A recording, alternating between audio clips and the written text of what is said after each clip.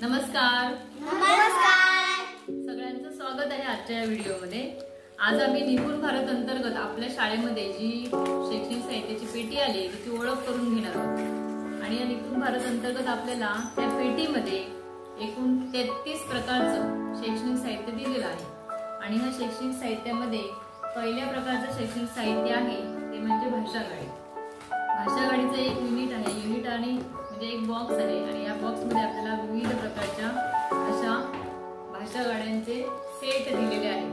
म्हणजे त्यामध्ये मुलांना समानार्थी शब्द, विरुद्धार्थी शब्द, प्राण्यांचे पिल्लांना काय म्हणतात, कोणी कोणती पुस्तकं लिहिली, अशा प्रकारचे ते प्रश्न तयार करून दिलेले आहेत. या भाषा गाडी आपण कशा वापरायच्या तर ह्या भाषा गाडीमध्ये जे काही आपल्याला भाषा गाडीचा संच दिलेला आहे तो विद्यार्थ्यांना द्यायचा आहे आणि या संचामधून विद्यार्थ्यांनी तो संच लावायचा आहे.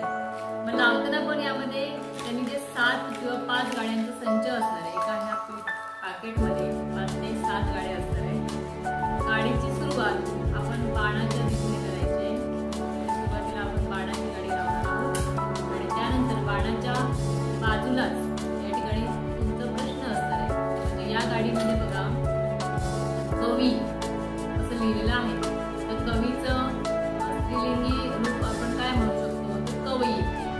विद्यार्थ्यांना ते माहीत असतं बरोबर ते लावत जातात. ते बाणाच्या दिशेने लावायला गेले तर कवी लावतील, कवीनंतर कवयित्री लावतील. त्याच्यानंतर बैल लिहिलेला आहे. कवीच्या बाजूला बैल दिले बैलाचे फिमेल किंवा स्त्रीलिंग रूप आपण लिहिताना बरोबर ते गाय असं लावणार आहे. गायच्या बाजूला एडका आहे. मग एडकाचं स्त्रीलिंगी रूप त्यांना माहिती आहे मेंढी. तर ते मेंढी बरोबर त्या ठिकाणी लावतात. आणि मेंढीच्या बाजूला ज्या ठिकाणी दिलेला आहे तो उंट. म्हणजे प्रश्न आहे तुमचा उंट. उंटाच्या मादीला काय म्हणतात तर सांडणी म्हणतात. आणि शेवटी या ठिकाणी सांडणी हा शब्द मिळतो.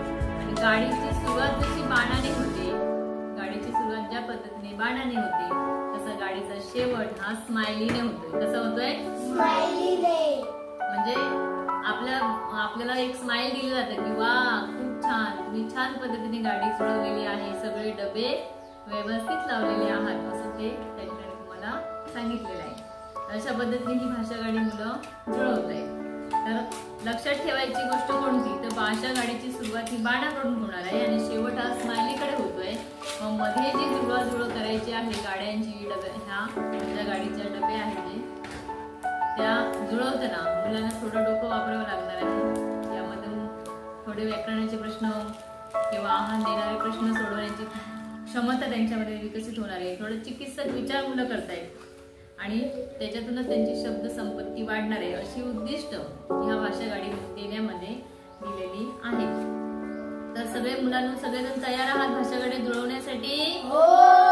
प्रत्येकाला मी भाषा गाडी देते आणि आमची विद्यार्थी ह्या भाषा गाड्या जुळवणार आहेत. आणि हा खेळ मजेशीर खेळ आम्ही आता खेळणार आहोत. ओले ज्ञान